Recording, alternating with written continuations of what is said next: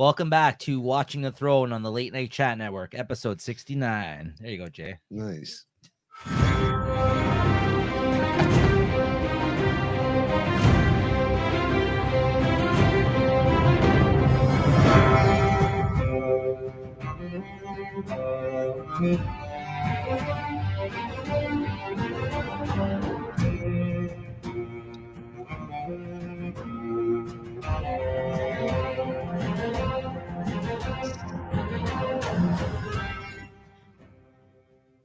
I know you love that song, buddy. I know A it. little violent for you, ass.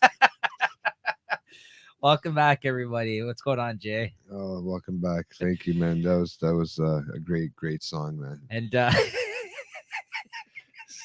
for the 69th episodes. time. 5 more episodes. All right. It wasn't more enjoyable that time, Jay, the 69th time?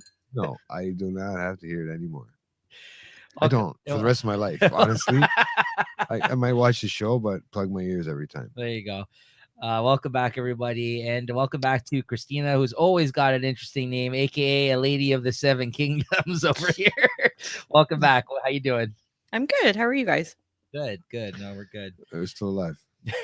That's all that counts, buddy. Yeah, there you go. And here to talk about another episode of Game of Thrones here today. So for anybody who hasn't watched this show before, for whatever reason, this is our kind of like overview of an episode by episode basis of Game of Thrones.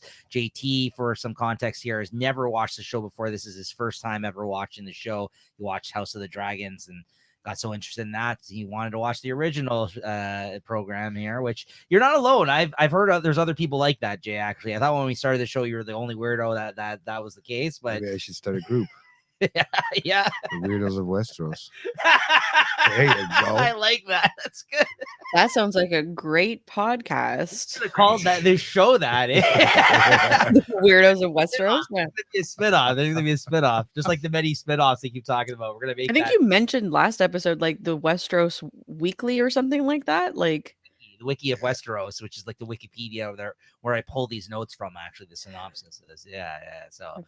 Yeah. So, but yeah, and of course we got Christina in the super fan chair here today, a returning guest, and a person that's seen the show many times, and I've the only this is my only time revisiting the show actually is for this show because of Jay's interest. And it's been a fun journey. It's been really good, and yeah, today we're gonna be talking about an episode which I called the wrong name at the end of last episode, so thank you for correcting me, Jay. I really freaked you out there. You're like, did I watch the wrong episode? I had to go on my site to make sure I watched the right episode, but I was pretty sure. It's called The Night of the Seven Kingdoms. There you go. I called it something else. The Dragon and the Lion is what I didn't even know accident. that your dad, up until a little while back, is a fucking fan of this show too. That's right. He almost gave stuff away from me one time before. I didn't even tell you that. Hey, Christina. What? Your old man is a fan of this. I didn't know he was of this show. Oh yeah. Yeah, he didn't know. We were together with Lewis there at the diaper party a while ago, and I turned around to him and I said, I'm like, this guy's a fan of the show, and I'm like, do you know JT's never seen it? And your dad's like, no way. And I was like, yeah, we're gonna give stuff away, man. You gotta be careful. I know he started talking about it. Yeah, I had to be like, whoa, he's never seen the show. Like, it was like one of those moments, right? Oh yeah, even now, like, because like I'm following, like I'm watching it on TV and on demand, and like as I'm watching, I'm like, okay, so this is where I last left off or whatever, and then I'll go back and it's just like, oh no, like I'm on like season 3, and I'm like, wait, no, I'm on season like 7 or season 8, and it's like, oh, it's because my dad's also watching like randomly, but he's going back, so we're playing like this back and forth, like.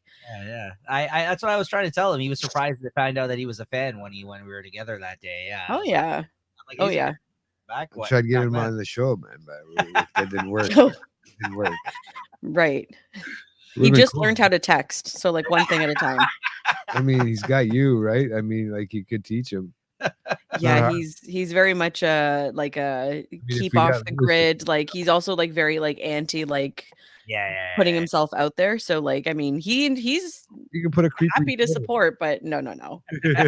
Fair enough. Yeah, a green screen and like a muffle. Put like a thing over his yeah.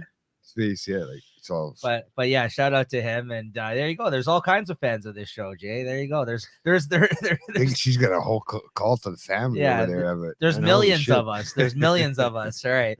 So yeah. So last episode we talked about. I think we all had different feelings on the episode. I think I think we all thought it was a good episode, but maybe more so you guys enjoyed it a little bit, tad more than I did. Now, Christina, though, you mentioned it at the time that you felt that way about this episode, that's where we said we came to the kind of, we came to the agreement of that they probably should have combined some of the events of both of these first two episodes of this last season together to make it a much better episode in that sense. But so was that the case upon you revisiting the second episode? You felt like this one wasn't as strong? You thought they were a little underwhelmed by the events of this one, or what? Yeah, like I don't know. I like thinking back, like, okay, so I've seen this like a couple of times, like a few times, and like thinking back to how I felt when I watched this the first time, and like how I felt the second time, and now the third time that I've watched this particular episode. It's one of those, like, it's just like, like we've mentioned it last episode, that there's only 6 of these episodes in this finale season. And it's like every episode kind of counts and every episode matters, or it should at least. And when I first watched it, this is where my frustration like was growing increasingly, because now we're down 2 and it seems like nothing has happened yet. Like there's still so much that needs to be done. And this was just kind of like a throwaway episode, and I didn't like it. And I still, to this day, I'm just like, like we talked about it last episode, like they could have combined some things that happened last episode with this one and vice versa, or just like kind of just spread it out a little bit, or just, I don't know, elaborated more.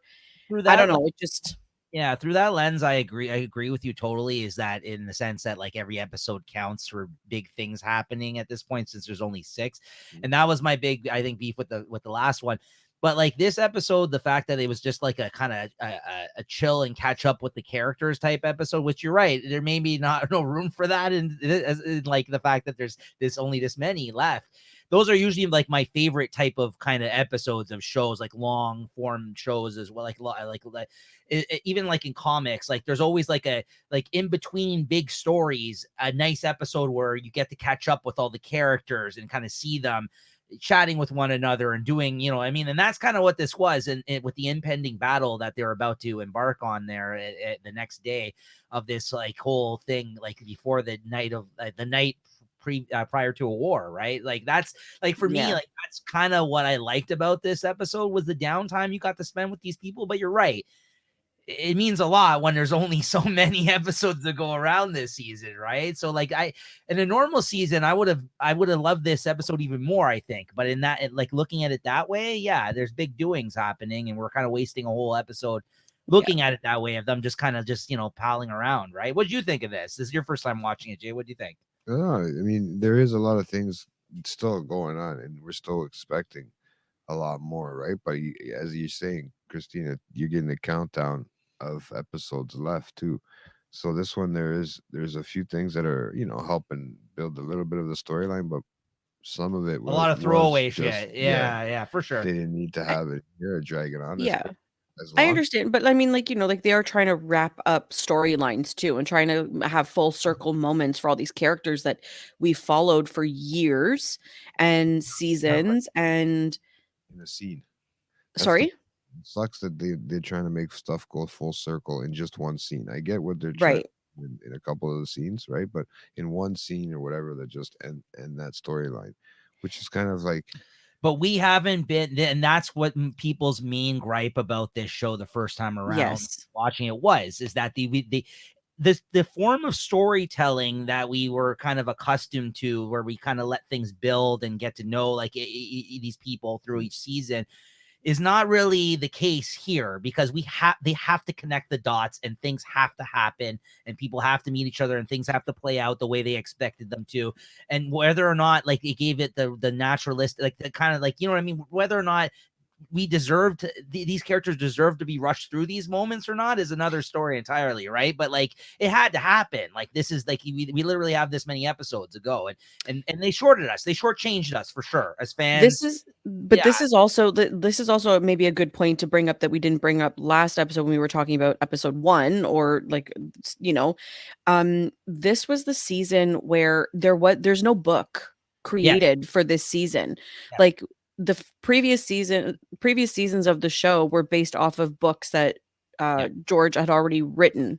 So it's like this one was totally based off of like a loose like description that he has maybe of where the story can go. And so the story writer, the writers, they just kind of took it and ran with it. So there's no character development or story that we're used to seeing for this season.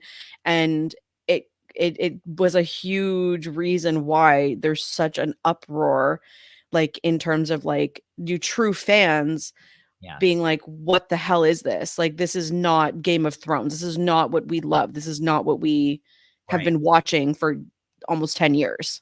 Right. Feels like it's leaving a lot of things open to very much so. But then like I think we also previously talked about this, about the fact that this is the first time like they're going off script and they don't have like a guide in the sense that he hadn't written this material. I was saying that if this guy ever actually decides to finish the fucking book finally, he can actually take all this and make it much better based off of maybe some of the negative reactions that people got out of the events of this last season, right? Like he writer block or something. He's just been working on, like, he just keeps he's involved in even this new the House of the Dragon. Like he keeps doing other shit. Like he's just making like fucking tons of money doing other stuff. And because he writes very slowly. I don't know. That was the last update I heard about this, because I guess whenever you have the downtime to write, he apparently knows how it's gonna end. Like that's what he keeps telling people, but people have said that shit before, so who the hell knows? Like, right? Like, yeah, exactly. He's gonna die with the scripts in his head. Nobody's gonna. But whether or not they're gonna be out there somewhere. This is gonna be that. We've yet to see, because he hasn't written the last book. And I haven't read the books, by the way. I'm just saying, like, that's what people say, is that, like, really, he could go and add a lot to what we saw in the framework of this season. Like, if this is how the story kind of pans out, right, in the books, he could do a lot more with the books than he could, right? Like, but up to this point, I think it's remained very faithful to the material, right? If I'm not mistaken. Like, I think that this is very, I mean, the whole House of the Dragon is just based on apparently like the first book. Like there's a whole passage in that book that's about what they're doing in that fucking show right now. Right. And that's not even a series of books. That's just him talking about the history of the Targaryens in that first book. Well, yeah, I think it's like with J.R. like Tolkien with Lord of the Rings, and even J.K. Rowling with Harry Potter. It's like they create these worlds that have this huge mass following, and it's like they're just running with it, and they're being advised on, like, you know, prequels and sequels and all of this stuff, because they've created this world, and it doesn't exist anywhere, but it's just based off of like a loose interpretation of something that like was talked about, but has no backing. Like there's no concrete proof. And it's funny because sometimes it's like when I'm talking about this and like I'm sitting with my husband and I'm like talking about this and I'm like, oh yeah, you know, like, oh yeah, well, if the dragon did this and whatever. And I'm like, wait a second, this didn't actually happen, but I'm talking about it like it actually happened. Like this isn't part of a history, like our history. It's weird. It's just so like... That's why we always refer, even Jay, I know you keep referring to like things like, oh, that's how it was back in the day. And we're like, yeah, no, this is a fictional world. This isn't like, yeah, it's like, it doesn't actually exist. I know, like, and like, well, clearly this is how it was back then. We always make comments like that on the show too. We catch ourselves. I'm like, yeah, but this isn't but that's it's clearly how some of the stuff was. I mean, in the olden days, like really, I mean, I'm pretty sure in the castle times there was a lot of incest. The castle times, medieval times. Pretty sure there was a lot of that stuff going on. Well, I've always closely related this more so to that than anything, like medieval time. Like I don't know like where else you would place this, old like Roman times. But there's a bunch of weird stuff in here, like, you know what I mean? Like you can't really connect it to actual history. The wildlings could be the Vikings. I mean, you know, who knows, man? It could be anything. We could all fit. Like, who knows? You can make your own world, like he did. There you go, folks. All right. Anyways, moving on. Let's get into the episode now. We've ran that into the ground with Jay's final comment of the night. You can make your own worlds. There you go, guys. So loud. The more you know, the more you know. But yeah, so this is, so but you liked this episode. You just also feel we're being rushed through. Like, yeah, well, we'll see. Yeah, and we'll see how the next few episodes go because I can't watch any further now because then I'm going to know too much, and I don't want to know too much right now. There you go, guys. Sorry, stay tuned for that one. But starting off the episode here, Jaime stands still while Daenerys speaks. She begins by saying that when she was a child, her brother would tell her a bedtime story about the man who murdered their father. He told her other stories as well about all the things that they would do to that man once they took back the Seven Kingdoms and had him in their grasp. Daenerys remarks to him that Cersei had pledged to send her army north, but all she sees is one man with one hand, and it appears Cersei lied. Jaime makes it clear that Cersei lied to him as well, and that she never had any intention of sending her army north. Jaime tells her that Cersei has Euron Greyjoy's fleet and 20,000 fresh troops in the form of the Golden Company. Even if they defeat the army of the dead, she'll have plenty of men to kill the survivors. When Daenerys asks why he came, Jaime states he promised to fight for the living and intends to keep that promise. Hat in hand fucking moment for Jaime here, right? Like there's not much else he could really do in this, like, or say really. He's just like, yeah, take me or kill me at this point, right? Like honestly, this is he's hoping for the best. His right? back's against the wall here in this moment, right? Like Christina, what do you think it was wise for her to get? Like, I know like the way it unfolds, which we're about to get into, she doesn't necessarily still trust him. Like it's just kind of like a lot of other people kind of like, looking the other way in this moment and kind of like, kind of pushing her to make that decision. But like, you wouldn't normally want to trust this guy based off of everything that's went down, right? Like, I mean, despite him trying to be honorable in this moment and be like, yeah, I will fight for you. Like, what does he really have to bring to the table at this point? Like, right? Hard to say, right? Like, I mean, from Daenerys's point, like, yeah, she doesn't know him, so it's like all she knows of him was that he was her father's, like, Kingslayer, yeah. yeah, but like he killed him. So like that's all she really knows of him, and also that he's a Lannister. And right now she's up against a Lannister, and even though it's like that, like her hand is a Lannister, it's different. Like in some way, I don't know. She doesn't like. She is putting a lot of faith into the people around her, which is interesting also because she's never really had to do that. She's never really, she's always danced to the beat of her own drum, like this whole series, and it seems like she's softening, and accepting. I don't know. It's a different Daenerys, like in this situation. And I think without spoiling anything, I think as the season progresses, Jay, that I think one of the criticisms, if I'm not mistaken, was how some of the characters, not just even speaking for Daenerys, suddenly are very out of character for what we know of those people because they had to have them act a certain way to get to other endpoints of the show play out the way that it's supposed to, right? So like just keep that in mind. I don't know if that's going to be my feelings. We'll talk about it when we get to them. But like, I think there's certain people in the show where I feel like people felt like they acted very not like themselves that we've grown to know of these people, right, in the show.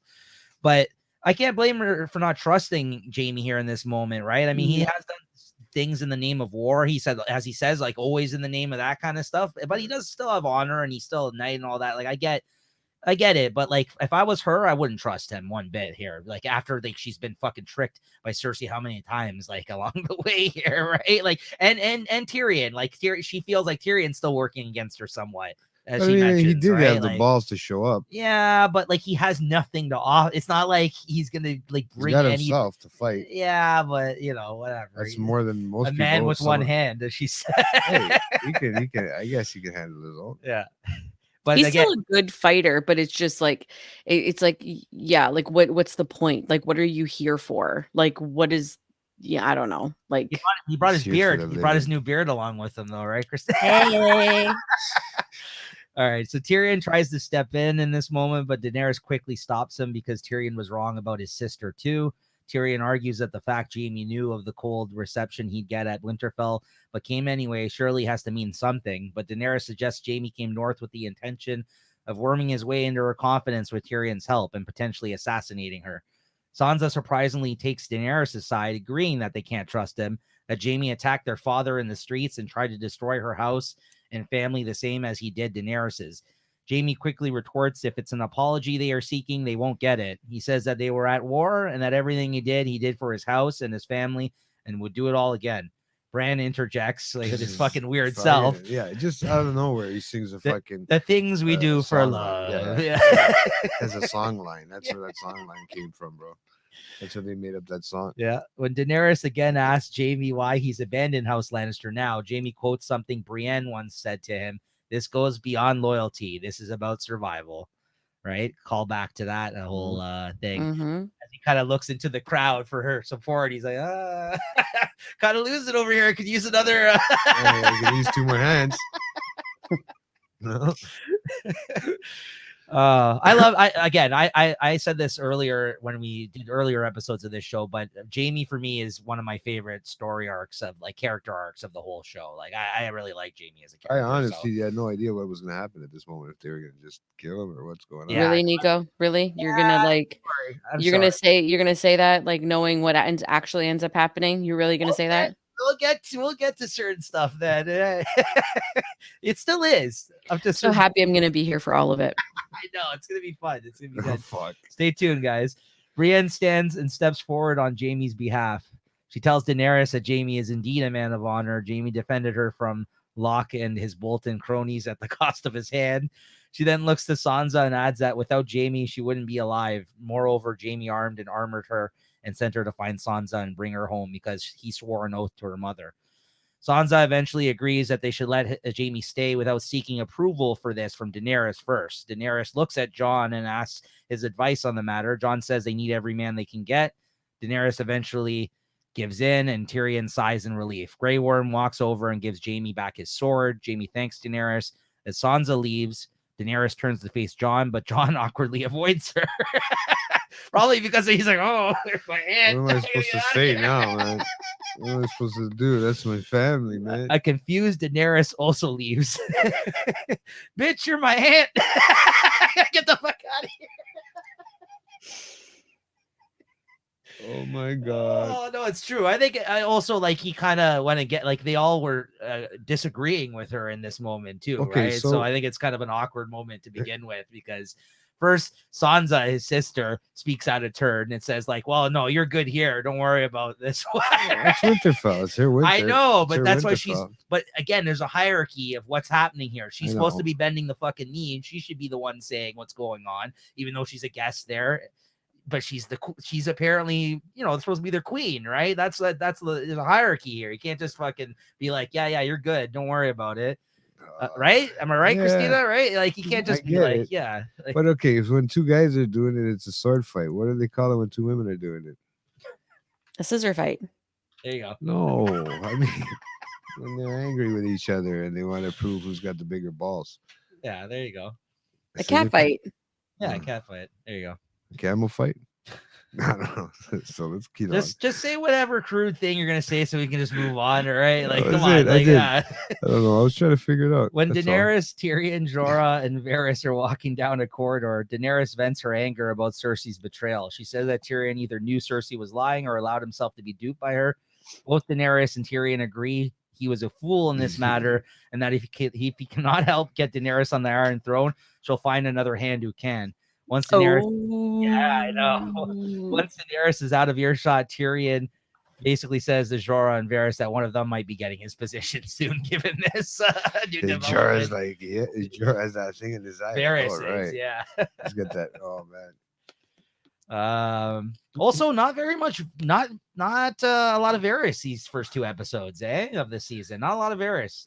He just has hiding in the background too. I mean, he's He's another there, but background he hasn't character. really had any like standout moments. No, Oh. minus the wagon ride in episode 1. Yeah, that's what I mean. And yeah, Well, he's Tagging around. Yeah, he's And- really just tagging. around. yeah, no Varys here. So you gotta do. You gotta well, his hang around. spy days are over. There's nothing to spy on. There's no gossip happening. Like it's just kind of like he's One- just kind of waiting to die or waiting to live or whatever he's waiting for. He's just like waiting, like now. Yeah. Maybe we should do a death pool for the rest of the season. AJT, you want to take bets on who you think is going to live and who's going to die by the last episode? Ooh, do Right, it, that might do be it, fun. do it. Yeah, okay. Do So it, off do the it. air, we won't do it on the spot. Off the air after today, that write down some people you think will survive and some people will die, and then we'll circle back and see if you were right. Okay. Wait, like, yeah, like, do you even have an idea of how this ends? Or like, have we talked about this? Have you like, It has I not can't been remember. spoiled. It I is not. can't remember the episode from when you guys did it back in the day. Yeah. I couldn't remember that from. no, but like now watching it, like, do you have an idea? I know we're still talking about this episode, but like maybe like, yeah, do you have an idea of how it might end? He's not big on theories. I've been trying to get some out of him during the recordings for these episodes, but he doesn't like thinking too far ahead. I feel like I want to be surprised a little bit. Yeah, you're not big on theories, which is crazy because all the fans of the show would like the theories were crazy at this time. What was going it was just bananas. Like, especially after season 7, when we found out what we found out, it was just like, yeah. I noticed that everything I would want never really happens in a show anyway. So it's kind of like, you know what? Let's just leave it up for chance and see what happens, right? Right. So okay. just something It's probably the best way to approach the season, because either way you're going to be disappointed. So just I mean, I already don't like the name of the next episode, so that threw me off. But that it could be a good thing, could be a bad thing. I don't know, right? isn't it the long night or something? Isn't that what the next episode is? What's the next one called? The next one is the I can't remember. I think it's the long night. It's episode 3. Yeah, the other one. Probably another one that you saw. Episode 4. I think it is then. Yeah. Okay. Yeah. Anyways. All right, at the forge, the men are hard at work with the dragon glass forging weapons. Kendry is busy working. Yeah, I know she's a big fan of it. He's busy working, not seeing Arya. I fucking the shit out of him in this. She's fucking horny little girl, eh? She is watching him with piqued interest. That's what it says here. Piqued interest. Gendry asked Arya if she has some. That's why I had to put my own words into this scene. I was like, come on. Gendry asks Arya if she has something better to do, for which she replies, "Have you made my weapon yet?" He remarks he'll get to it after he's done making a few thousand more arrowhead-style weapons first. Arya says he needs to make hers first, and that it would be stronger than the weapon he's currently working on. He says it'll be safer down in the crypt anyway. She will be safer down in the crypt, because he has no idea like what she's capable of yet. Yeah, that's she right. Doesn't know you can kick ass. She then questions, "But you're a fighter?" And he says he's done his share and even fought a few. He even describes the army of the dead as best as possible to Arya. He tells her that he knows she wants to fight, but they are much different than rapers or murderers. They are simply put death. Isn't she say it too? Something like she likes she wants to see that face. She would like to see that face of death, whatever, because she's she's done with the faces, right? She says that she knows death and lifts one of the dragon glass arrowhead weapons and throws it like a dagger, hitting a door frame in the near distance. She adds, "Death has many faces," because of the faces thing. Yeah. Before throwing another and have it landing right beside the first dagger she threw, surprising Gendry. She adds, "I look forward to seeing this one," and throws the last dagger, it landing exactly beside the other two weapons. She walks past him and asks one last time for a weapon, which he hastily replies, "I'll get right on it." Yeah. And then he gets right on it. He was shocked. He was shocked. Well, she gets right on it, I should say. Oh, yeah, that's coming up later. Coming up later on Game of Thrones. All right. Somebody loses their virginity. Bran is in his wheelchair out in the snow. This next scene. This poor guy, man. They just fucking get tired of wheeling him and then they just leave him. But they always seem to leave him in the right spot where the camera is. Just beneath the red leaves of the heart tree.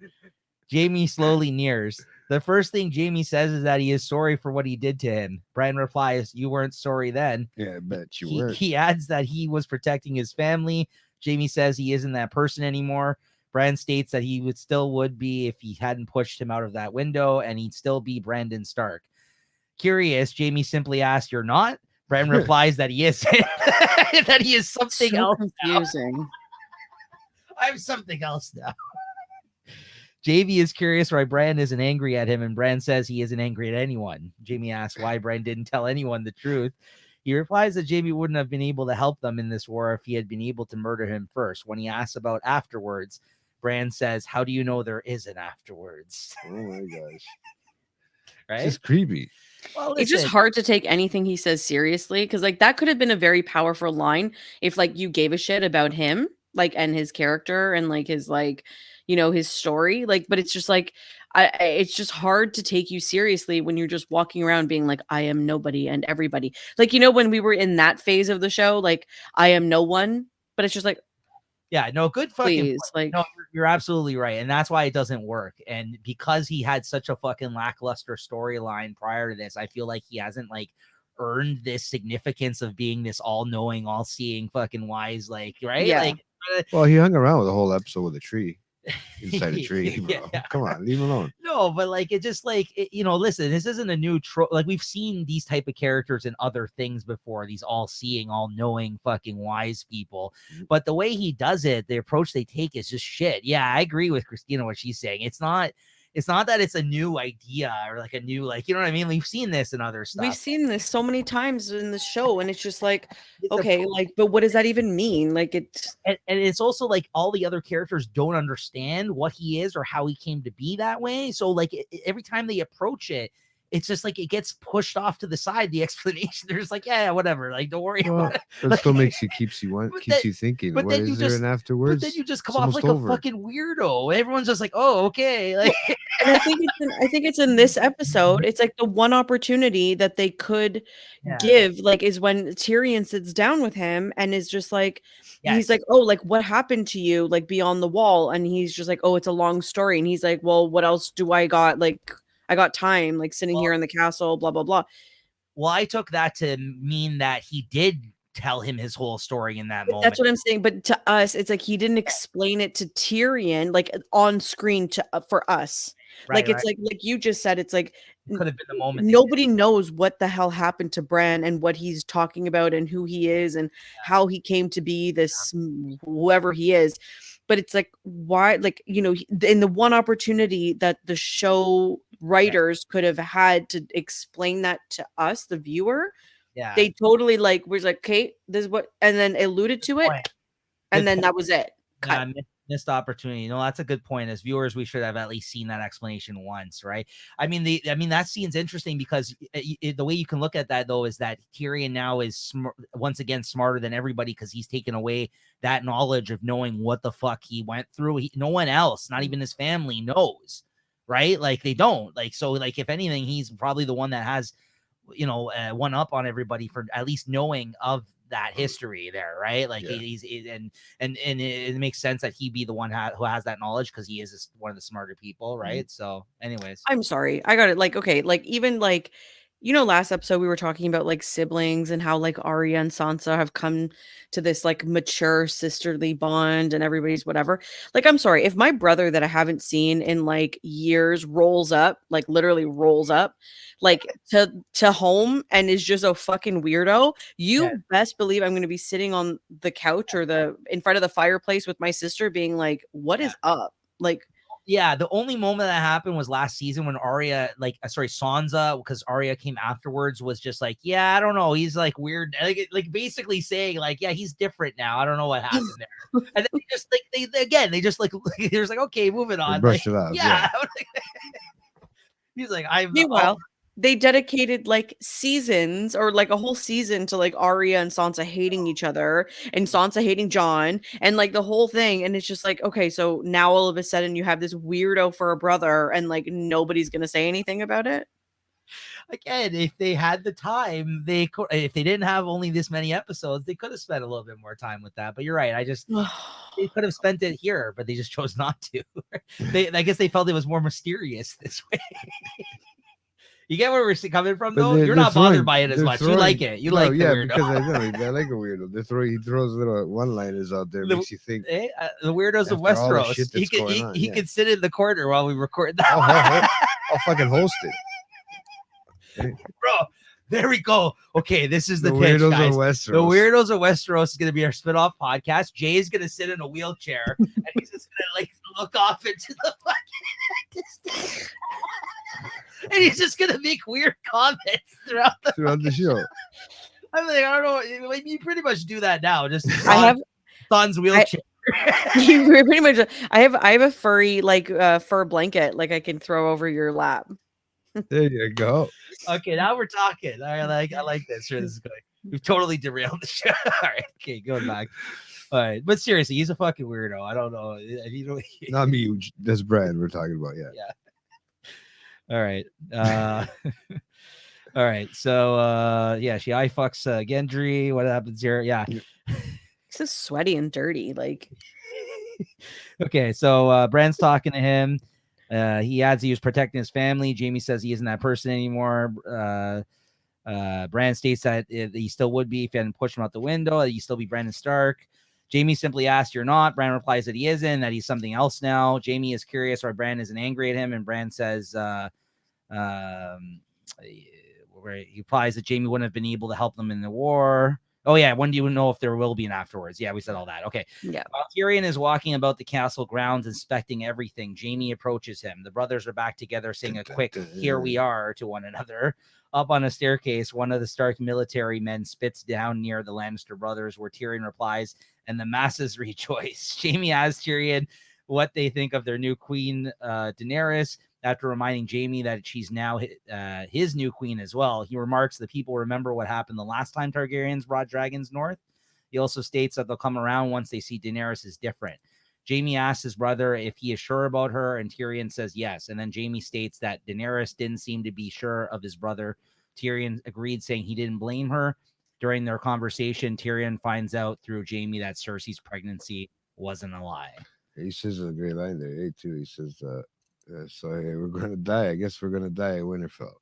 He says to his brother, right? Well, again, like another Not full 80 with his fucking cock. What did you see with some horse cock wrapped around my mouth? Oh, yes. That's how he wants to die. He said it earlier in the show, too. Yeah.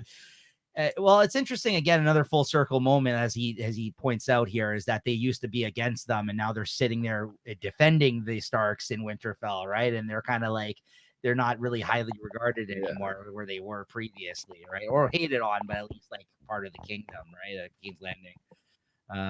But yeah, interesting stuff. Christina, we have a question for you. Since again you weren't with us last season, where are you on the theory whether or not Tyrion's in love with Daenerys? I know that was a fan theory going around, the way he was creeping outside their door when they got it on at the end of the last season 7. Were you part of the people that thought that was something that was going on, or no? You don't think so? Yeah, no. Okay. No, I wasn't part of that group. Like, I think it was more of like, there was a group of people that thought that to be the case, and I never was either. But like some people thought like Tyrion was like in love with her, like by the end of that season, which I don't. If it were Jorah, I mean, 100%. House in a while, man. The probably poor guy needs to get some. No, I think he's just nervous. I think he understands that it's a complicated dynamic. Like, even without knowing this information about Jon's lineage and parental history and everything, I think it's too complicated. And I think he also sees, like, we said, like, there's a different Daenerys. Like, she's kind of asking for advice when she normally wouldn't. I think he sees like the weakness, not the weakness, I shouldn't say weakness, but it's just a change. So I think he's worried about it because it's complicated. Right. Yeah, I agree with that. I never thought that was the case when he was in love. But yeah, some people thought that to be the case. So Jamie says for Tyrion not to be too hard on himself, that Cersei fooled him more than anybody. Tyrion states that Cersei never fooled him, that Jamie always knew exactly what she was and he loved her anyway. Tyrion tells Jamie he never imagined he'd die at Winterfell, bringing a past joke between the two, as Jay just mentioned, of exactly how Tyrion pictured himself dying. As Tyrion is talking, finding some black humor in the prospect that being killed by the undead will deny Cersei the satisfaction of having him killed. Jamie is distracted and walks away to look out into the distance at Brienne, who is overseeing sword practicing in the yard. It's funny because Tyrion says if he dies, he's going to end up coming back and ripping Cersei apart. I thought was funny, man. Jamie walks out of the castle. Yeah. Jamie walks out of the castle gate where moats of traps, catapults, and men, among them Podrick Payne, are practicing with their swords. He eventually reaches Brienne and they greet one another. Jamie tells her that he has been told she is commanding the left flank during battle. She states it is great ground, and with the rise, it would give good advantage. Quickly, she finally turns to him and asks what he's doing, knowing that they'd never had a conversation this long without him insulting her. Yeah, you want me to insult you? He's like, no, good. They start yelling at each other. He finally admits that he came to Winterfell because he's not the fighter he used to be, and that he'd be honored to serve under her command if she'd have him. Nice. Yeah. I like these two relationship. These It's two been too, right? It's been an interesting one. Yeah, it's been an interesting ride. And we'll I've always liked the respect that they have for each other as like individuals, or and that relationship is a weird. Yeah, it's almost like I feel like a brother really. I don't know. I don't know if they have that sort of thing for each other, but elsewhere back in the castle, Tormund wants him. Sorry. Elsewhere him too. Elsewhere back in the castle, Jorah enters to speak to Daenerys on Tyrion's behalf. He tells her she should give him a second chance. Honestly, I was surprised that he kind of came to bat for him, and they both remark on why Jorah is in Daenerys' hand of the queen. She remarks that if he hadn't gone away, he surely would have taken on that role, not Tyrion. Jorah, however, insists Daenerys made the right choice in naming Tyrion her hand. He has made mistakes, yes, but he learns from them, takes them to heart, and he has Daenerys' best interests at heart. Jorah advises that Daenerys forgive Tyrion and offers another suggestion of advice. But yeah, I was surprised to see him go to bat for him here, because he got like he said, he's like, yeah, he annoyed the shit out of me back when he had like taken them that time to bring him back to her, but he's just like, so I was surprised at him of all people to be like, he's like the smartest person, like I know, like so like you should listen to him, right? Yeah. I wasn't really surprised by that. I think it's like, Jorah's always been like real. He recognizes when to like stand up and say something and when to like back down and like let things kind of be what they are. And I think like he recognizes that. So I think he's just telling Daenerys like the truth. Like he's not a self-serving kind of a person anymore. Like, I don't know, his character arc has changed. Like it's not. Yeah. So. Yeah. I don't know. I just think that Varys, if he actually had a relationship with her and wasn't a yes man kind of guy, he probably would have been the one to say that. I think because Varys is actually the one that really believed in him at one point, like for what was better for the king, right, or queen or whatever, right? So I'm kind of surprised that wasn't him, but. At Winterfell's library, Daenerys finds Sansa covering with Lord Royce, who is advocating for sealing the gates as soon as they have their troops deployed outside the walls, while Sansa is in favor of keeping them open as long as possible to let as many refugees reach Winterfell as possible. Daenerys requests a private audience with Sansa once Royce is gone. Daenerys remarks on how she thought they were on the verge of agreeing in regards to Jaime and asks Sansa why she changed her mind. Sansa replies that she trusts Brienne's judgment completely. Daenerys responds that she wishes she could have faith like that in her own advisors. Sansa tells Daenerys that Tyrion is a good man. He was nothing but decent to her while she was captive in King's Landing. Daenerys replies she chose Tyrion for her hand, not just because he was good, but also because he was intelligent and ruthless when necessary. Daenerys adds, he never should have trusted Cersei, to which Sansa replies, you never should have either. And Christina, I know we were talking about it, I think even back in the day. This is, I think, the episode where we see the smug, the look that she, that's the one. Yeah.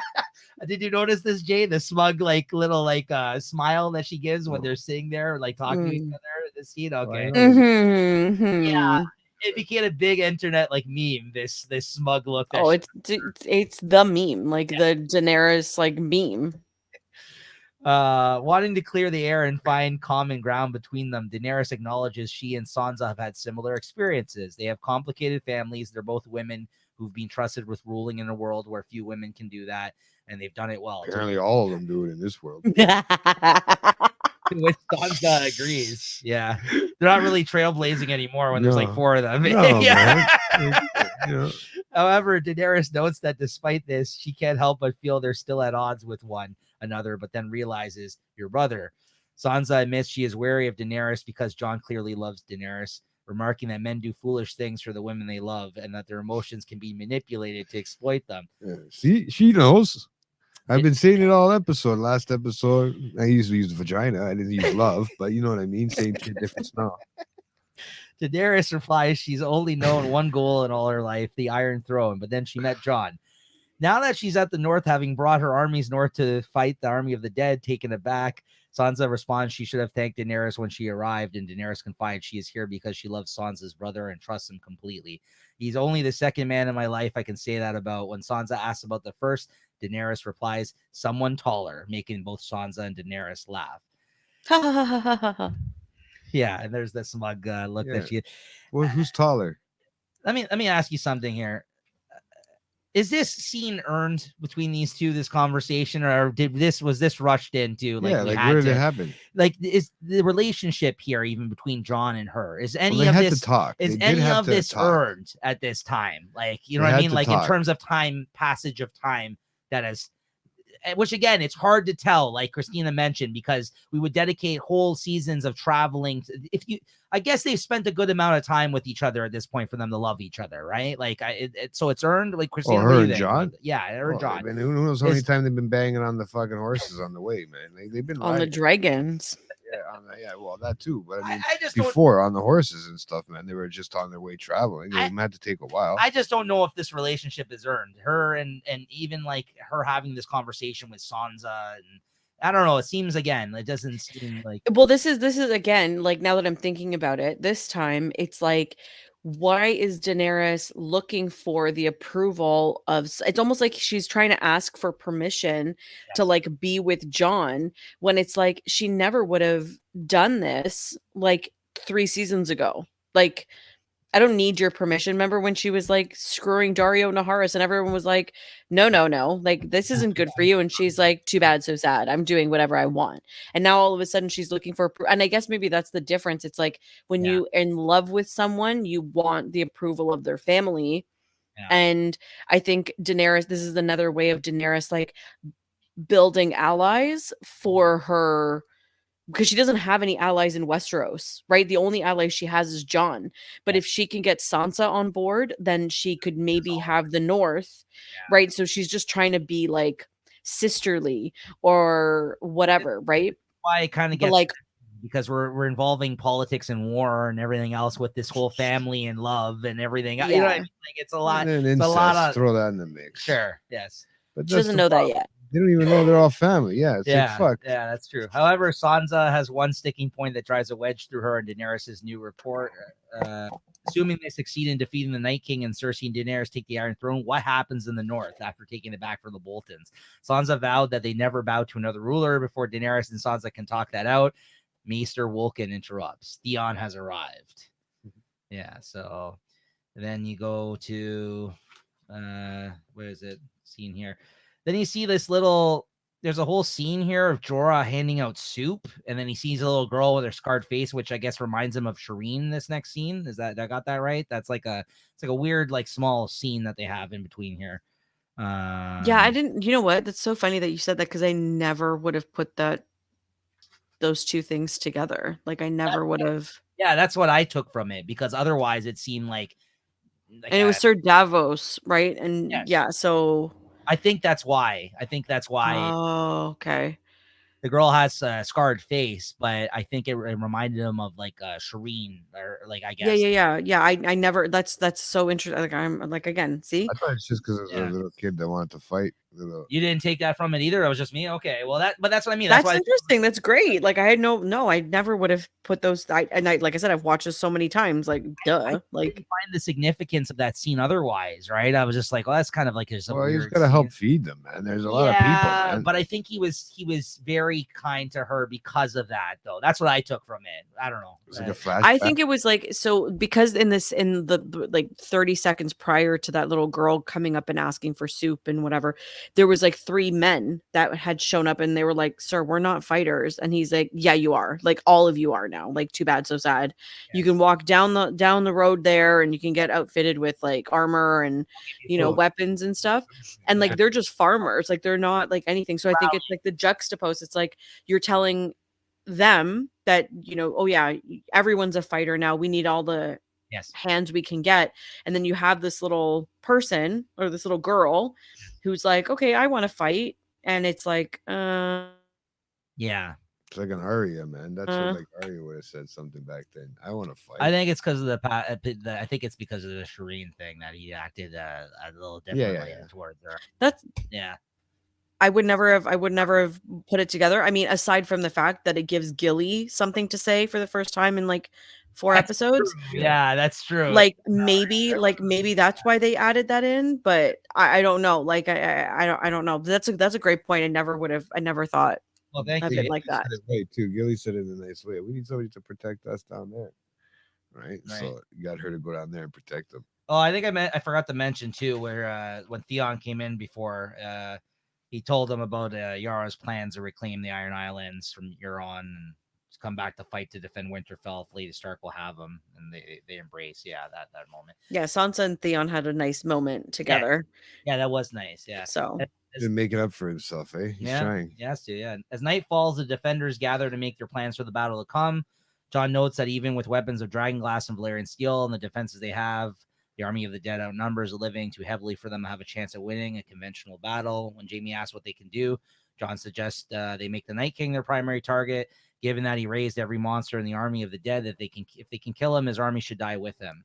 Jaime predicts that the Night King, knowing his weakness, will never risk himself on the battlefield, but Bran interjects that the Night King will come for him as he's tried to kill the Three-Eyed Raven many times before. When Sam asks why, Bran explains the Night King's ultimate desire to erase all memory of the world of men, something which he, as the Three-Eyed Raven, now possesses.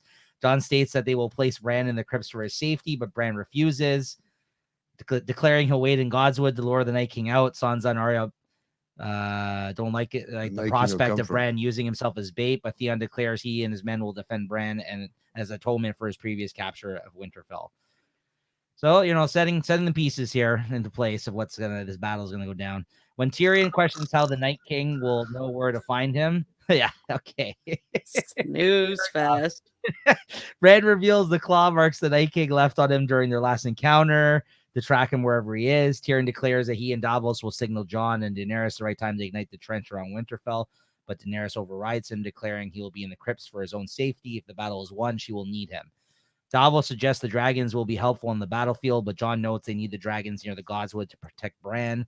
When Bran is luring the Night King in for an ambush, they'll hold the dragons back to keep the Night from suspecting a trap.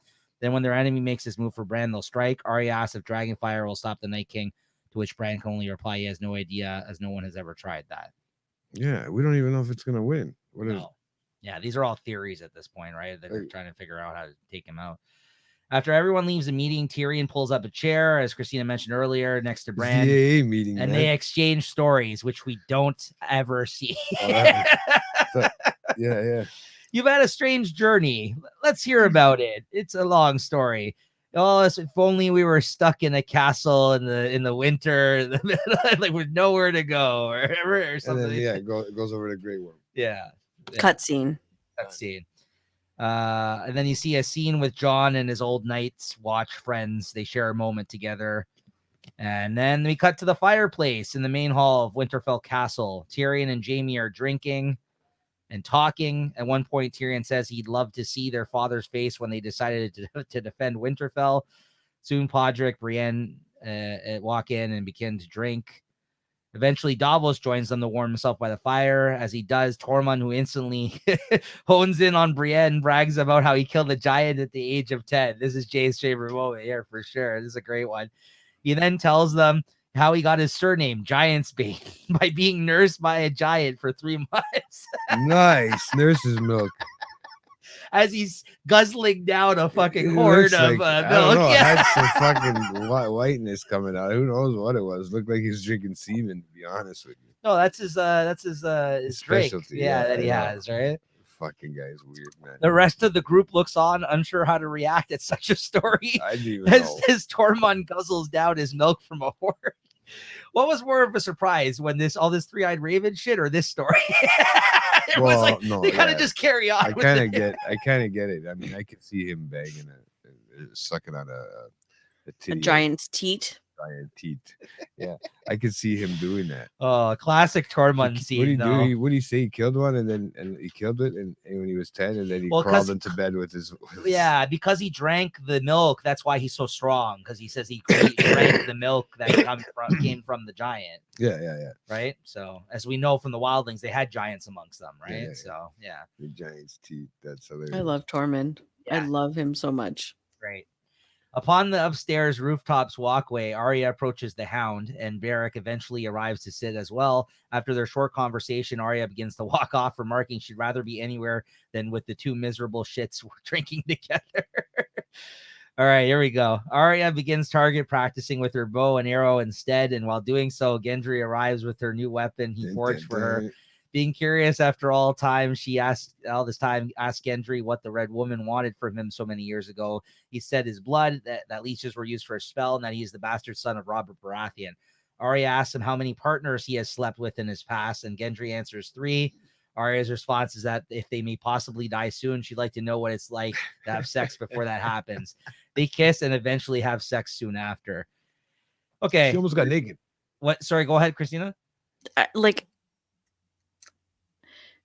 It's just like watching that scene for the first time. Right? It feels wrong. It feels right? wrong. Like, yeah, 100%. Isn't Arya 19? I thought I was gonna be the one that said that, and you guys were like, "What are you talking about?" Okay, No, it feels wrong. I don't know why. It's just like over this show, and then seeing this scene, it felt wrong. Yeah, I agree. They only did side shots. They only got a little bit of side boob. You had to show her maturity because she did all that other shit too, man. I don't know. It just still feels wrong to me too. I think it feels like a 12-year-old girl. Like it's still very like weird. How old was she in that series? She wasn't I even think when the show started, she was supposed to be 9 or 10. She was supposed to be, but her real age was that. So hold on. No, so I'm of two minds of this. One, if we gotta believe that these people, like, you know, in this world, we've seen lots of young people hook up with other young. I mean, look, even it's happened in the show. Okay, we've seen older people sucking on tits. But what I don't like about it is that we've seen her kind of grow up through the series, because she was clearly young when she started starring in the show, and then seeing her kind of lose her virginity, even though she's like got control of the situation and everything, like it's her wishes. I don't know. I just kind of feel wrong watching it too. She took advantage of him. Yeah, she did, but like, I don't know. I did feel this was weird, this moment. I don't know. I agree with Christina. Yeah, I didn't enjoy it. I didn't think, like, I enjoy that, like, you know, she has a relationship with him, or she likes Gendry and she's always had like a thing with him. That's fine. But like, I didn't need to see it, like imply it or something. I just didn't need to see it. They didn't show her naked. They showed her. Yeah, but it doesn't matter. It's just like, it's implied, but it's too much implied. It's too obviously implied. They wanted to show Gendry's shirt off. I also can't blame her for wanting to have sex before she died. Like, I get that part of it too. Like, but again, I do think it was. I didn't feel. I felt icky watching it too. To be honest, I know I did. It was quick scene, man. Relax. It was only a quick scene, guys. You don't have to feel. Yeah, but you don't understand, Jay. Like, it evoked so much feeling at the time that like it's still scarred. Like, we're still scarred for it. It's just weird seeing somebody grow, for me, like seeing her grow up through the show, and then like it's a very adult moment. Like, I know she's going around killing people, but like, yeah, that's what I mean. She's cutting people's faces off. For fuck's sake. Listen, I can't deny my feeling towards it. I agree with her what she's saying too, Christina. But then, you know what? Jay May brings up a good point. It's like, why are we okay with like watching her as a young woman like slice people's faces off and kill people? But like, she's having a very real human moment and like. Vulnerable. I can't. I don't know. I just do like feel that way. I can't explain it. I can't explain it. And if you want to get into uncomfortable fucking moments with young girls, look at the fucking House of the Dragon episode, which I will get into when we talk about that show. But that's really fucked up. The one with the uncle and the fucking whorehouse. That was one of the most disturbing fucking episodes. That was really fucked up. Like, that didn't need to happen either. But that's for another episode. That's for another episode. Yeah. Okay, so back at the fireplace, the group of Brienne, Tormund, Davos, Pod, Jaime, and Tyrion continue to drink, give their stories. Soon the subject turns to knighthood, and Tormund, unsure of the concept of being or becoming a knight, asks Brienne why she isn't one. She replies, tradition. Jaime refills his drink and mentions aloud that the tradition isn't necessarily true. He states that any knight can make a knight. At first, Brienne isn't sure what to do, but after looking at Pod, who gives her the faintest of smiles and a nod, she stands and moves away from the group so that she can kneel. Bringing his sword with him, Jaime gives Brienne her knighthood before adding, "Arise, Brienne of Tarth, a knight of the Seven Kingdoms." While they are all clapping for her, she stands and gives a tearful smile to the small group in the room. I'm not gonna lie, guys. I cried watching this scene this time. I'm not gonna fucking lie. I cried watching this fucking scene. I'm pretty sure the first time too, and I forgot about this scene. This is one of my this is my favorite moment of this episode. I'm not gonna lie. Like this was like so. It was nice to see. But just how much it meant to her, like in this moment. Right? Like it was it meant everything like that he did that for her in this moment. And it was nothing for him to do. You know what I mean? Like, of course he respects her and he doesn't like, you know what I mean? Like just that little gesture, like she kind of brushed it off. Like, I don't care about that. And she's like, no, get over here. What are you doing? Like, you know what I mean? Like, I just, yeah, I did. I shed a tear watching this scene. I didn't know any knight could knight another person. Right. So yeah, it's like when you get knighted in real life, right? Like for like that's a whole thing, right? Like when you become sir or whatever. Yeah. That's I don't know. I didn't realize. But you got to be united by the queen, actually, though. In that situation, actually, that's a little bit different, I guess. But he was already knighted by the queen. Yes. So he was already a knight, so he's allowed to do it and pass it down. Christina, you enjoyed this moment as well, though? Yeah, of course. Of course, I'm like team Brienne. I love Brienne. And of course, again, it's just like, like as a woman, it's just like, yes, like, we can do it. We can have whatever, Yeah. So no, I'm about it. I'm about it. I love this scene. Even watching it again, it was just like, okay, this was a good. Yeah, it was nice. Outside in the courtyard, Jorah is speaking to his cousin Lyanna as everyone prepared. This is cool that they finally made this connection here because we've seen her as a Mormont this whole time, but he's never actually been there to talk to her, right? So that's kind of cool. As everyone prepares for the imminent arrival of the army of the dead, Lyanna and her cousin Jorah have an argument. Jorah strongly advises her to remain in the crypt with the other women and children, as she is the future of House Mormont, but Lyanna refuses. She wants to fight along with the rest of the men and women, and Jorah allows her to make up her own mind. Sam then approaches Jorah, giving his family sword Heartsbane, knowing it'll be put to better use with Jorah wielding it in honor of his late father, Jeor, who was more of a father of Sam than his own. Jorah indeed says he will use it in his father's memory to guard the realms of men. Before leaving, Sam adds, "I hope we win." Again, awesome fucking gesture of a moment here. Like I thought, I liked this moment as well. But yeah, it's good to see. Sword. That was crazy. Yeah. At the hearth and out of wine, Tyrion asks the small group if anyone can sing. With no one answering, Pod simply begins singing softly, "Jenny of Old Stones." While he sings, we see various other characters on their last night before the coming of the battle. This is another one they rushed because they just had him singing, but they show a bunch of things going on. Yeah, cutscenes. That's what they should have had in the background was something, in other scenes. Yeah. When they tried to rush it, Yeah. So you could actually see something else going on. Yeah, and then you see Sam and Gilly and Sam are lying in bed together. Sansa's in the castle courtyard and eating a bowl of soup with Theon, which was nice. Gendry and Arya in bed after whatever happened there after sleeping together. He is fast asleep while she is staring off in deep thought. All right. Like, oh yeah. Sorry, I know it's bothering you, Nico. That's like you said. No, I don't care. It's I watched it growing up. It's wrong. Fuck that. I watched it too. Missandei gives Grey Worm one heavy and deep kiss goodbye before he must leave with the rest of the Unsullied army. All right, here we go. Are we in the final scene here? I think so, right? Yeah. Yeah. Okay. There we go. Where's my paper? In the crypts, Jon is staring at a statue of Lyanna Stark. Daenerys finds him there and approaches. She wraps an arm around his waist as he holds her hand before Daenerys asks who the statue is of. He explains that she is Lyanna Stark, and Daenerys is quick to mention she can't believe her own brother Rhaegar had raped her, knowing how much out of character that would have been for her brother. Jon turns to face Daenerys and tell her the truth. He says Rhaegar didn't rape Lyanna, but he loved her, and together they were secretly wed. He added that they had a son, and if Robert Baratheon had found out the baby surely would have been killed. Ned Stark took his sister's child and raised his nephew as his own child, pretending the child was a bastard. The last word spoken on Lyanna's birthing bed was the name of her son. It's then that Jon finally tells Daenerys that he is that child. and that his true name is Aegon Targaryen. Of course, Daenerys finds it nearly impossible to believe, especially that the truth came from two men so close to Jon, his best friend and his brother, right? So, but as the pieces quickly fall into place, there's also a three-eyed raven. There's also a three-eyed raven to mention here about how he knows. Like, how the fuck would she know? He's like, don't worry about it. Don't worry, that's a long story. We'll get into it another show. Maybe we'll find out about a three-eyed raven in House of the Dragons. We'll get an actual story out of it. He just knows things, okay? Maybe that old man will be, maybe it's a bloodline. Who knows? Yeah. But as the pieces quickly fall into place, she realizes and even speaks out that Jon is the last living male heir of the Targaryens. Before any other words are spoken or reactions can be reached, a horn is heard sounding in the distance. Jon and Daenerys run to the roof walkways and see the army of the dead standing in formation in the distance, having arrived and ready for battle. Right after that's dropped on them. But did you see but they were okay. They have to kill the final words on this episode. Go ahead. They have to kill that the night king, right? They want to kill the king because it should make everybody fall. How come all of them look like a fucking king over there when they were there, and they all had fucking spears? There was hundreds of them. How are these dragons gonna do anything? They're gonna turn to ice. They're gonna fall down. Those things are gonna get them. They gotta dodge them. I want to see how this fight scene is gonna work out CGI.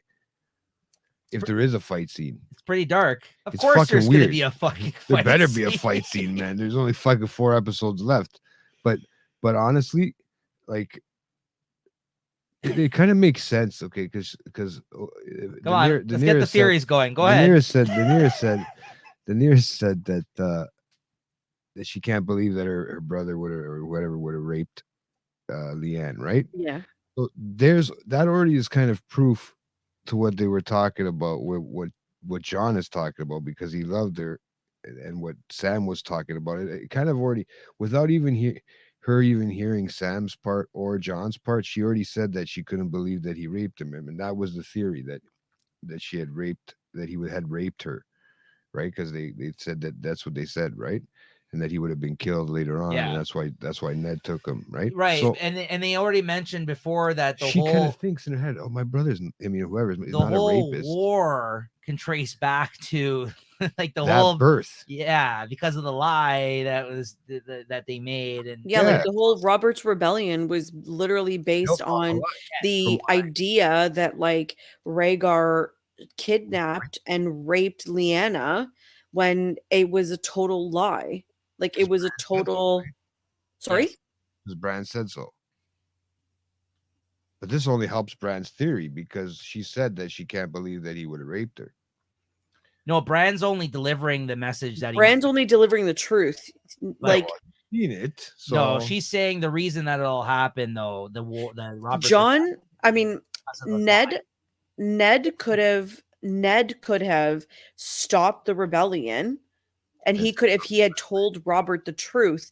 But the problem is Robert was like so hell-bent on like killing Rhaegar, thinking that like but could he really, had like could Ned really have stopped it? Like no, I think it would have like because he would have killed like the story would have been different, but he could have